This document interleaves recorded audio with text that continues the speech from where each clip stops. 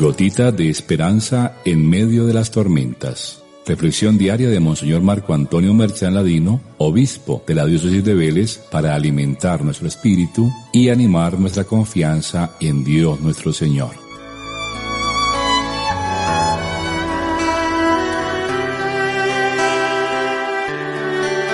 Muy queridos hijos e hijas, celebramos hoy la dedicación de la Basílica de San Juan de Letrán. Decía nuestro Papa Emérito Benedicto XVI que la liturgia nos invita a celebrar hoy esta dedicación de esta basílica llamada Madre y Cabeza de todas las iglesias de la urbe y del orbe. En efecto, esta basílica fue la primera en ser construida después del edicto del emperador Constantino, el cual en el año 313 concedió a los cristianos la libertad de practicar su religión. Ese mismo emperador donó al Papa Melquíades una propiedad de la familia de los Laterani, y allí hizo construir la basílica, el bautisterio y la residencia del obispo de Roma, donde habitaron los papas hasta 1309, cuando tuvieron que irse a Aviñón. El Papa Silvestre celebró la dedicación de la basílica hacia el año 324 y el templo fue consagrado al Santísimo Salvador. Solo después del siglo IV se le añadieron los nombres de San Juan Bautista y de San Juan Evangelista, de donde deriva su denominación más conocida, de San Juan de Letrán. Esta fiesta no solo se celebraba en Roma, pero después de 1565 se extendió a todas las iglesias del rito romano. De este modo, honrando el edificio sagrado, se quiere expresar amor y veneración a la iglesia romana, que, como afirma San Ignacio de Antioquía,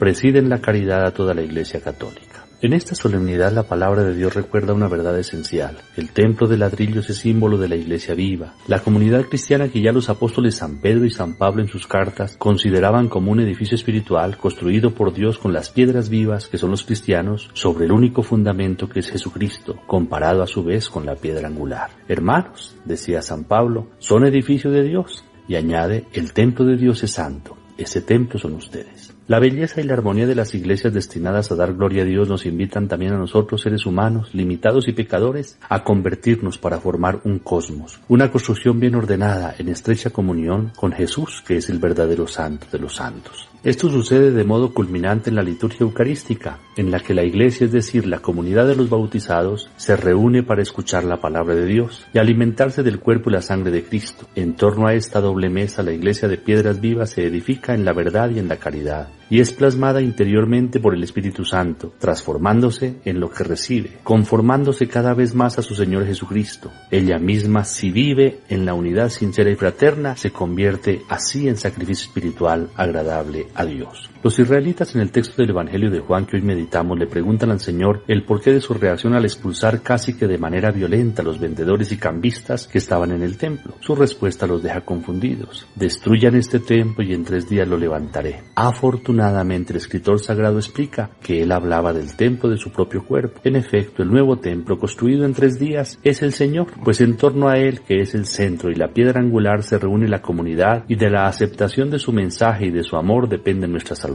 Los israelitas hablan de lo demorado de la construcción del templo, y evidentemente tienen razón, pues la iglesia, el cuerpo de Cristo, siempre es y será un edificio en construcción, en el que cada uno de nosotros, piedras vivas, tenemos que construirnos sobre Cristo, unidos a los demás piedras vivas que son nuestros hermanos, por lo que se necesita una tarea coordinada de edificación y de crecimiento. La fiesta de hoy celebra un misterio siempre actual. Dios quiere edificarse en el mundo un templo espiritual, una comunidad que lo adore en espíritu y en verdad, pero esta celebración también nos recuerda la importancia de los edificios materiales, de nuestros templos, en los que nuestras comunidades se reúnen para alabar al Señor. Por tanto, toda comunidad tiene el deber de conservar con esmero sus edificios sagrados, que constituyen un valioso patrimonio religioso e histórico. Por eso invoquemos la intercesión de María Santísima, que ella nos ayude a convertirnos, como ella, en casa de Dios, en templo vivo de su amor, y que por su intercesión amemos cada día más a nuestra iglesia y poseamos un sentido de pertenencia cada vez mayor con ella.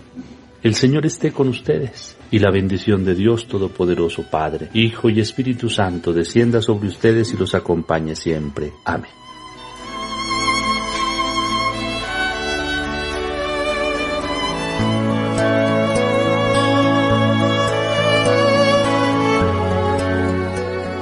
Gotita de esperanza en medio de las tormentas. Reflexión diaria de Monseñor Marco Antonio Merchán Ladino, obispo de la diócesis de Vélez, para alimentar nuestro espíritu y animar nuestra confianza en Dios nuestro Señor.